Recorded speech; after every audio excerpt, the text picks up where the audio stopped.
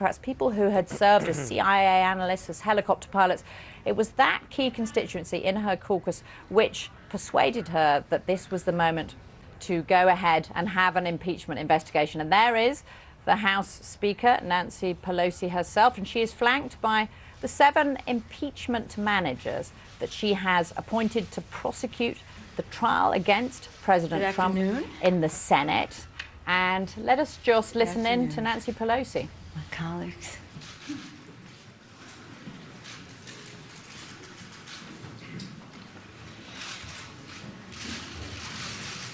As you know, on December 18th, the House of Representatives upheld its constitutional duty and voted articles of impeachment against the President of the United States, Donald Trump.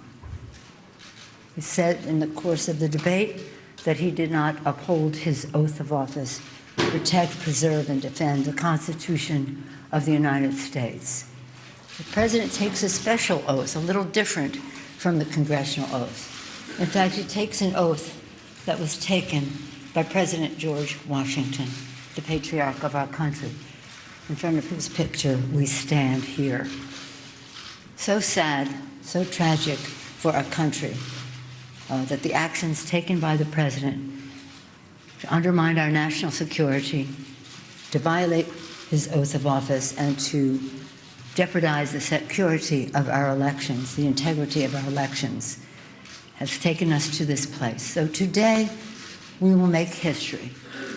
When we walk down, when the managers walk down the hall, they'll cross a threshold in history, delivering articles of impeachment against the President of the United States for abuse of power and obstruction of the House.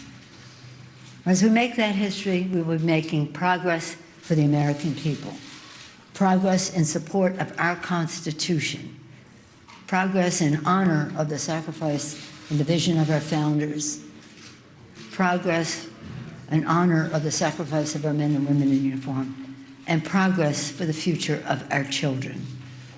Make it be very clear that this President will be held accountable, that no one is above the law, and that no future president should ever entertain the idea that Article 2 says that he can do whatever he wants.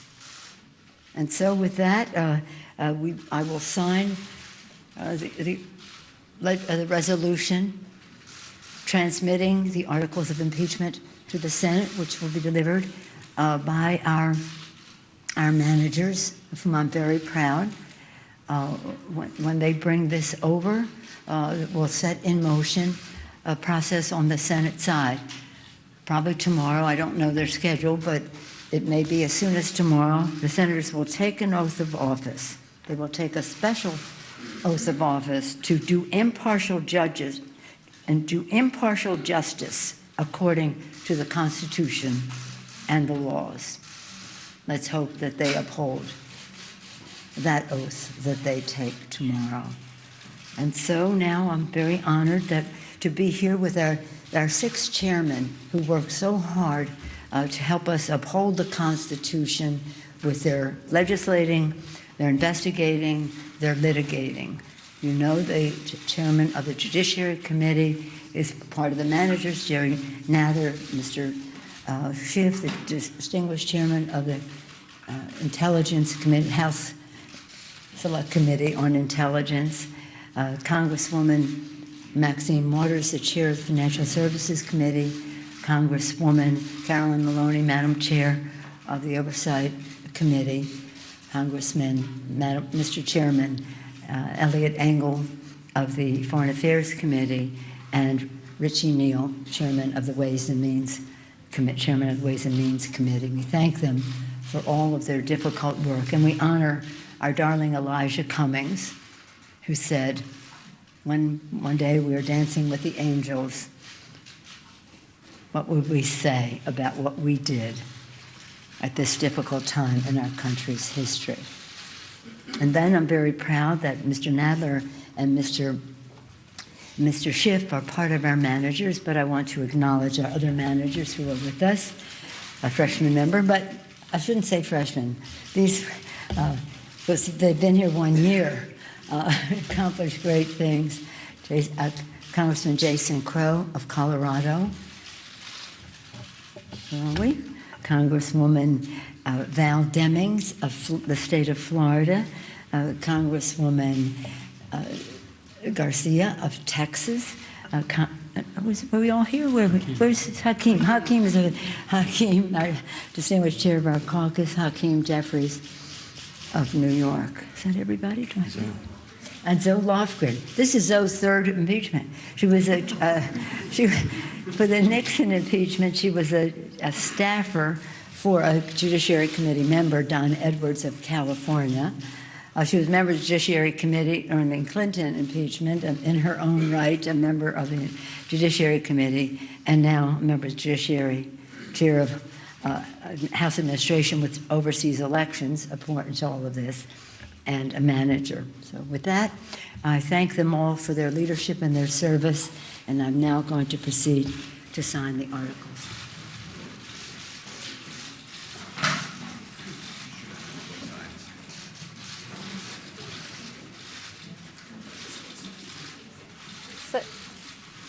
So that is the House Speaker there, Nancy Pelosi. She is now signing the 2 articles of impeachment against President Donald J. Trump. He has been accused by the House of Representatives of obstruction of Congress and of abuse of power. And those articles will be sent over to the Senate, and that marks the moment at which his trial can begin. We expect the trial to begin in earnest on Tuesday. And Nancy Pelosi there saying that history is being made. This is, of course, only the 3rd time that an actual impeachment of a president has occurred. And it is, as she was saying, a historic moment there. And I just want to bring in Ron Christie. So, Ron, you heard Nancy Pelosi there accusing the president of violating his oath of office. That's central to the Democrats' case here against him, that he was abusing his power by leaning on the Ukrainians to investigate his political rivals, the Bidens, to his own advantage. Do you think that case is going to win over any Republicans at all in the Senate? Well, good evening, Laura. I don't believe so. I think, as our legal analyst Jonathan Turley has pointed out, the House Democrats here have put forward an imperfect record. In other words, an incomplete record. I think if they hadn't been on such a timeline to impeach the president by Christmas, they could have deposed additional witnesses. They could have brought forth additional documents. They could have had additional facts. And the record as it stands right now, the Senate is in charge of conducting the trial, and the trial is based on the record that is sent over from the House of Representatives. And based on the record that we've seen thus far, I do not believe that you're going to find 67 members of the United States Senate, let alone a majority of the Republicans, to convict and remove President Trump from office. Well, Ron, that's certainly the Republican perspective. But Elizabeth, Democrats are saying even if this fails, Elizabeth Wydra, this is something they had to do because it was their constitutional duty. And Nancy Pelosi is practically wrapping herself in the Constitution and the flag there, isn't she? She's appropriately wrapping herself in the Constitution. She certainly was reluctant to go to the impeachment consequence for President Trump's actions, even as she decried them as unconstitutional, unlawful, and corrupt before. But really, the facts brought her to impeachment, and the Constitution brought her to impeachment, and the rest of the House that voted for the articles of impeachment as well. And so now the question is, what will the Senate do with its constitutional duty to hold an impeachment trial? An impeachment is somewhat similar to a criminal justice trial that many of us are familiar with, whether even if we've never stepped into a courtroom, just from seeing Law and Order on TV. And the indictment comes down, which is the equivalent of the articles of impeachment, with evidence, of course, sufficient to support it.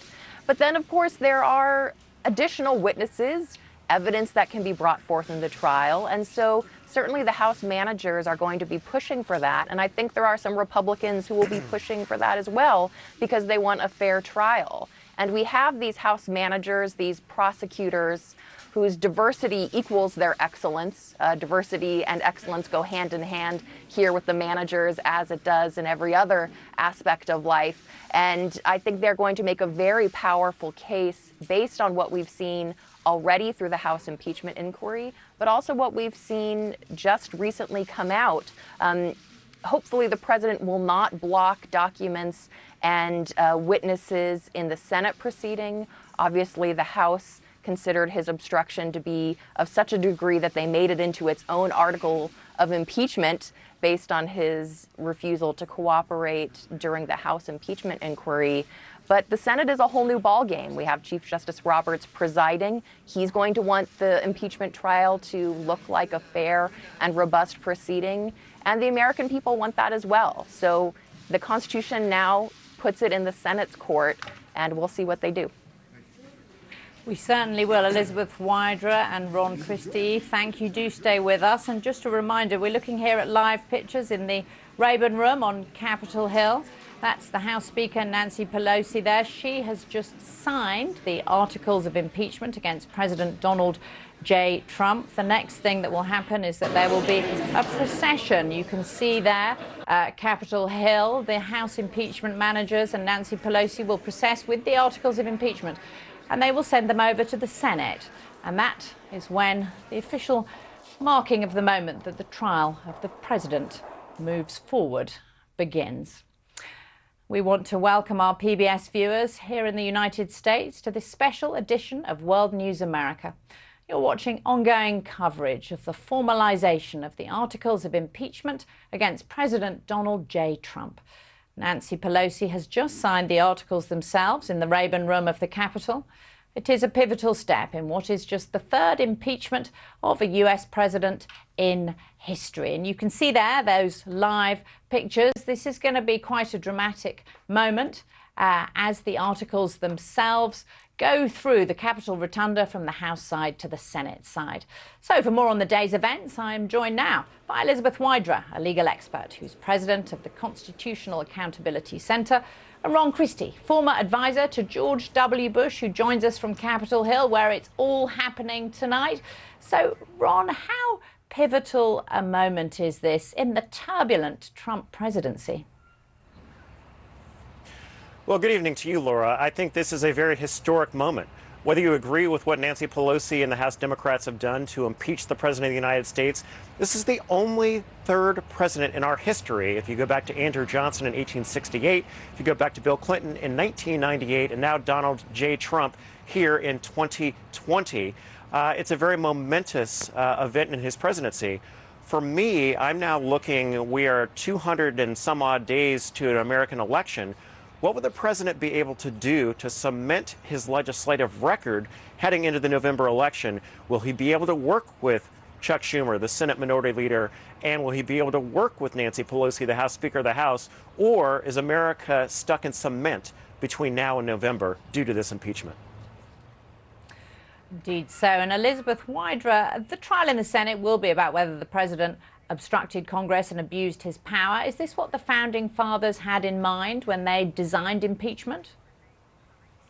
Absolutely. So we see coming out of the House the articles of impeachment that talk about the president abusing his office, considering himself above the law by obstructing the congressional inquiry itself. That's the second article of impeachment. And the founders put the remedy of impeachment into the Constitution precisely for situations like this, and a situation specifically contemplated by the founders, the idea that a foreign government could be used to corrupt the American presidency. An individual who is given so much power by the Constitution as our chief executive is uniquely, as the founders knew, susceptible to corruption, and they were specifically concerned about foreign corruption.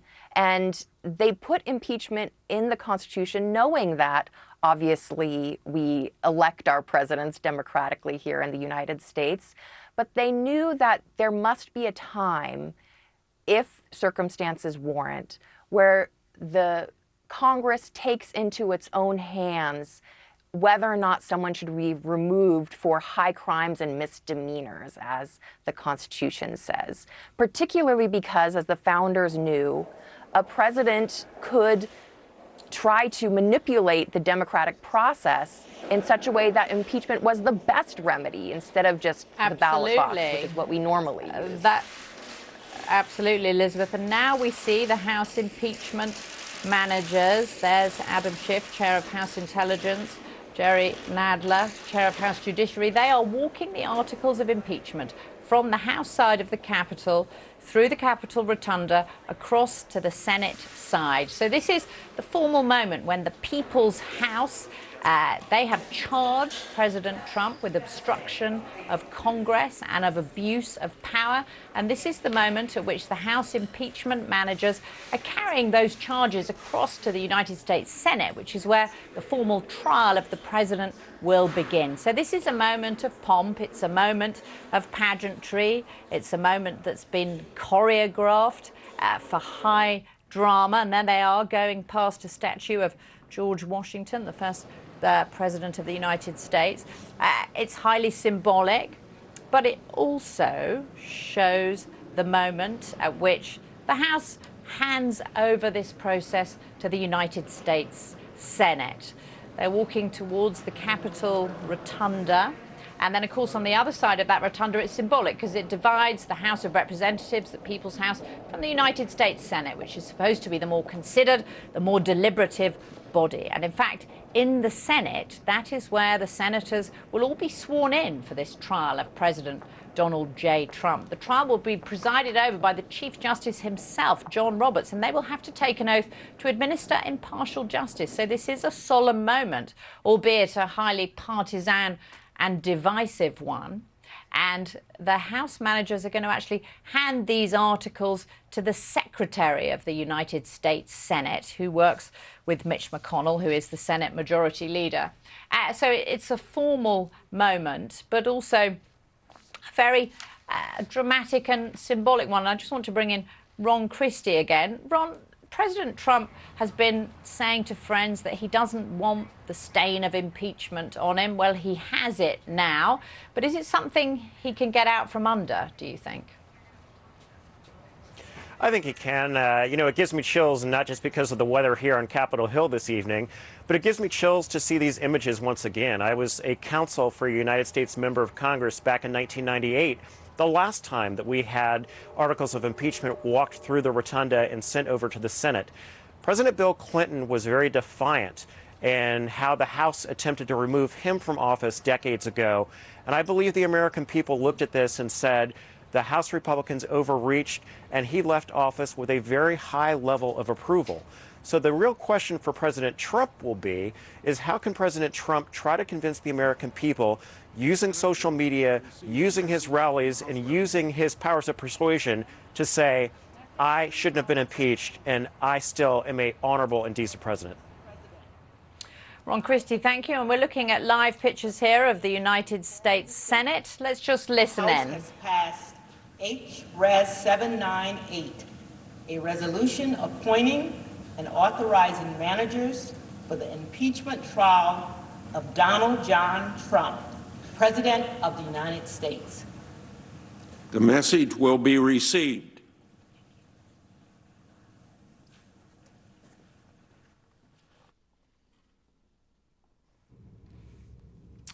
So there you have, that is the United States Senate confirming that it has received the message from the House of Representatives that the articles of impeachment have been transmitted from the House to the Senate, which means that the trial of President Donald J. Trump is something that can happen. And this is the Senate Majority Leader there, Mitch McConnell. Let's listen in to what he's saying. When sitting on impeachment trials, the Secretary of the Senate informed the House of Representatives that the Senate is ready to receive the managers appointed by the House for the purpose of exhibiting articles of impeachment against Donald John Trump, President of the United States, agreeably to the notice communicated to the Senate. Further, that at the hour of 12 noon on Thursday, January 16, 2020, the Senate will receive the managers on the part of the House of Representatives in order that they may present and exhibit the articles of impeachment against Donald John Trump, President of the United States. Is there any objection? If not, so ordered. I ask unanimous consent that pursuant to Rules 3 and 4 of the Rules of Procedure and Practice when sitting on impeachment trials, that at the hour of 2 p.m. on Thursday, January 16, 2020, the Senate proceed to the consideration of the articles of impeachment, and that the presiding officer, through the Secretary of the Senate, notify the Chief Justice of the United States of the time and place fixed for consideration of the articles and request his attendance as presiding officer pursuant to Article 1, Section 3, Clause 6 of the U.S. Constitution. Is there any objection? So ordered. I ask unanimous consent that the presiding officer be authorized to appoint a committee of senators, 2 upon the recommendation of the majority leader and 2 upon the recommendation of the Democratic leader, to escort the Chief Justice into the Senate chamber. I further ask consent that the Secretary of the Senate be directed to notify the House of Representatives of the time and place fixed for the Senate to proceed upon the impeachment of Donald John Trump in the Senate chamber. Is there any objection? If not, so ordered. I ask unanimous consent that access to the Senate wing, the Senate floor, and the Senate chamber galleries during all of the proceedings involving the exhibition of consideration of the articles of impeachment against Donald John Trump, President of the United States, and all times that the Senate is sitting in trial with the Chief Justice of the United States presiding, be in accordance with the allocations and provisions I now send to the desk, and I ask that it be printed in the record. Is there objection? If not, so ordered. I ask unanimous consent the Senate proceed to the consideration of SRS 471 submitted earlier today. The clerk will report. Senate Resolution 471, authorizing the taking of a photograph in the chamber of the United States Senate.